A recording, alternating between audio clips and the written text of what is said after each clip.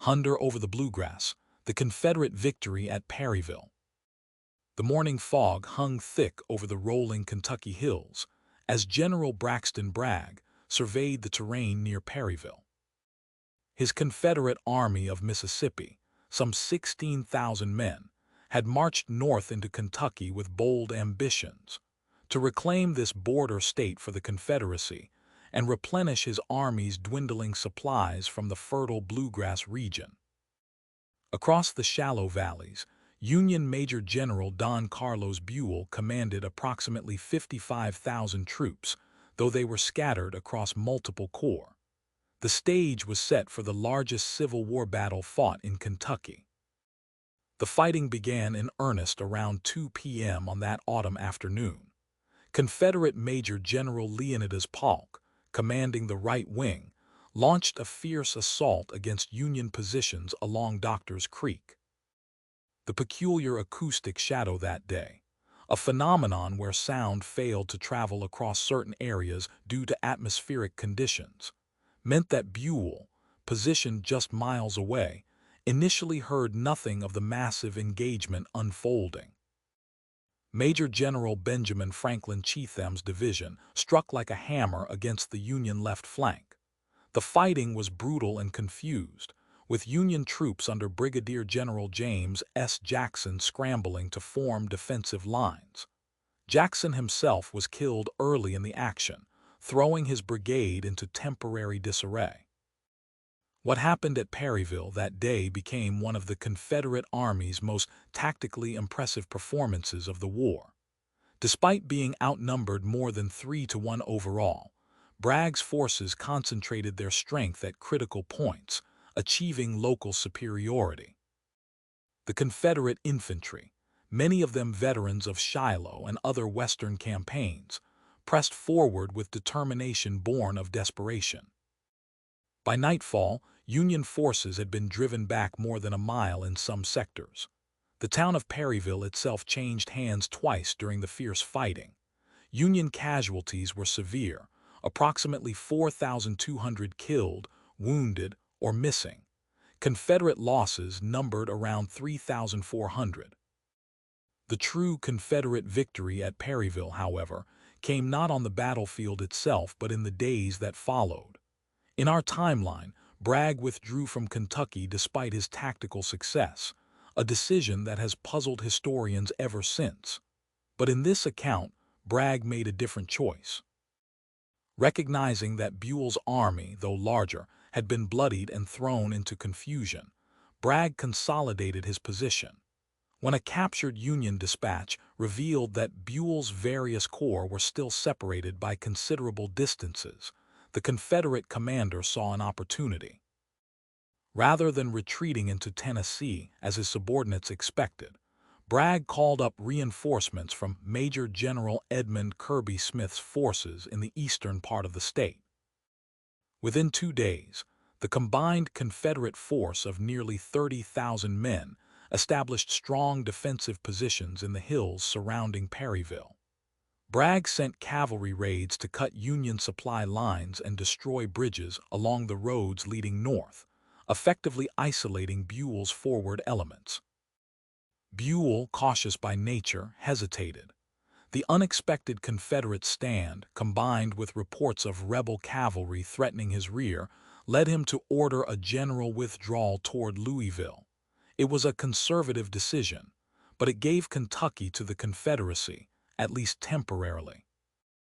The news of a significant Confederate victory in Kentucky and Buell's retreat sent shockwaves through Washington. President Lincoln, already under intense pressure from radical Republicans demanding more aggressive prosecution of the war, faced renewed criticism. The midterm elections of 1862, held in November, became even more challenging for his administration. In Kentucky itself, the Confederate presence emboldened Southern sympathizers. While Kentucky had never officially seceded, it had many citizens with Confederate loyalties. Bragg's provisional Confederate government in the state, previously a government in exile, attempted to establish actual authority in the counties under rebel control. The Union, however, would not allow Kentucky to fall without a fight. By December 1862, a reorganized Union force under Major General William S. Rosecrans began operations to retake the state. The campaign that followed, the winter struggle for Kentucky, would draw resources and attention from other theaters of the war, potentially affecting operations in Tennessee and along the Mississippi River.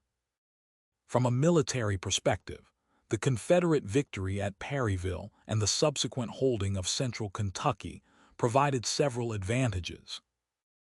Supply and recruitment. The fertile Bluegrass region offered food, horses, and supplies that the Confederacy desperately needed. Confederate recruiting officers moved through sympathetic counties, though with mixed success. Strategic position.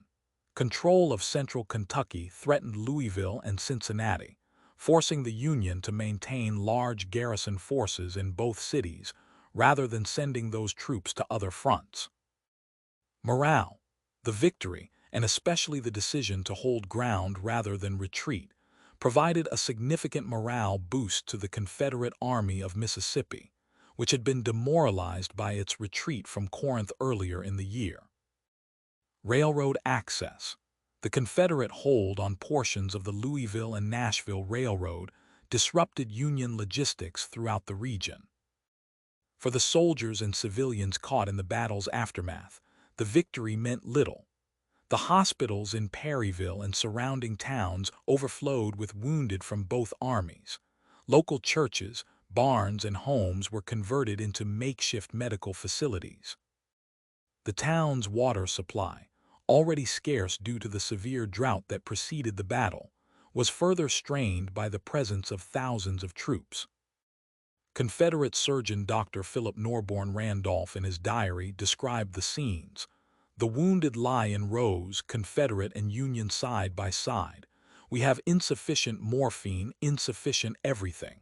The cries of the men echo through the night. Victory, they call it. I see only suffering. For Kentucky's divided population, the Confederate occupation deepened existing fractures. Families were split, neighbor turned against neighbor, and guerrilla warfare between Unionist and secessionist partisans intensified throughout the winter of 1862–1863. The Confederate victory at Perryville, while tactically impressive and strategically significant, ultimately could not change the fundamental imbalance between North and South in terms of population, industrial capacity, and resources. Kentucky's occupation by Confederate forces proved temporary. By spring 1863, renewed Union offensives pushed Confederate forces back into Tennessee. Nevertheless, the battle remained a point of pride for Confederate veterans and a source of what-if speculation for generations. The decision to stand and hold ground after the battle, rather than retreat as happened historically, demonstrated that the outcome of battles sometimes depended as much on the decisions made after the guns fell silent as on the fighting itself. The blood-soaked fields around Perryville, where over 7,600 Americans fell in a single afternoon, stood as a testament to the terrible price of the nation's division, a price paid regardless of which army claimed victory.